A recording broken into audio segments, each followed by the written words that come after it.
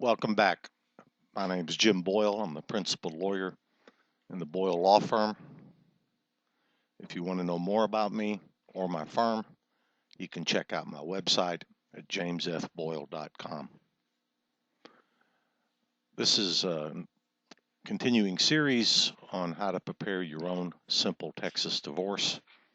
And when I say simple, I'm talking about an uncontested divorce, no children, and little or no property. In this video, well, before I get to that, um, in this series, we are covering some of the documents or all of the documents you're going to need for the divorce. You're going to need your civil cover sheet. You're going to need your original petition for divorce. You're going to need your waiver of citation, a state reporting form, the final decree of divorce, and the testimony for your prove-up. In this video, we are covering a step-by-step guide that I prepared. And I'm going to pause the video while we navigate to the guide. Welcome back.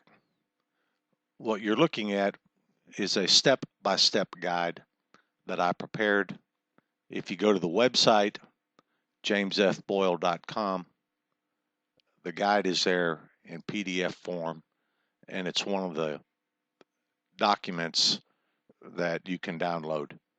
If you look at the right-hand side of the home page, scroll down to Do It Yourself, click on the link, and that'll take you to the PDF forms. Now, I consider this guide to be self-explanatory. However, in this video and the next video, I'll spend a couple minutes walking through it and elaborating on it and for those of you who want a little more detail. The first thing you should do after you download the documents is watch the divorce series on YouTube. There's a link to each of the videos. It goes through in detail each of the documents you're going to need to prepare. The videos are short. They only last 5 or 6 minutes, and I think they'll be helpful to you in preparing these documents. Now, after you have the documents and after you start watching the videos, the first document that you are going to prepare is the original petition for divorce. I recommend at the same time that you begin working on the final decree of divorce. If your divorce is truly uncontested, you're going to learn that as soon as you start working on the final decree. In other words, if you can't agree on the provisions of the final decree, then your divorce might not be as uncontested as you thought it was, and it might be time to hire a lawyer. And I say it in the other videos, I'll say it here. If you have kids, if you have property, even if it's uncontested, I would hire a lawyer to handle the divorce. There's going to be provisions on child support. There are going to be provisions on visitation. There are going to be provisions regarding the division of property. Hire a lawyer and make sure those things are drafted properly. Now, once the original petition for divorce is completed, you are going to need to complete what's called a civil cover sheet. I have one up on the website that you can download. You can go to any county clerk's website or any district clerk's website. They usually have a section on downloadable forms, and those civil cover sheets are readily available. There's no charge for them. There's a video here on how to prepare it. It's essentially filling in your name, address, email address, and contact information for the clerk. You're also going to have to call the district clerk or the county clerk where you are filing the divorce to determine what the proper fee is.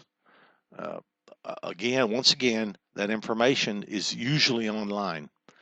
And what you want, there's a filing fee, and it's probably between $250 and $300. which is fairly expensive, but that's the routine fee in all the courts. Now, after you have the filing fee, your civil cover sheet, and your original petition for divorce, you're going to make copies of your petition and you're going to make copies of your civil cover sheet. You're going to take them down to the district clerk in the county in which the divorce is being filed, file the petition, file the civil cover sheet, pay the filing fee. At this point, the clerk is going to file mark the original petition for divorce. The clerk will assign a cause number to the divorce, and the clerk will also assign a court to the case. All of that information will be put on your copies of the original petition for divorce. Now, once you have that information, you can begin to put that information on the waiver and on the final decree of divorce.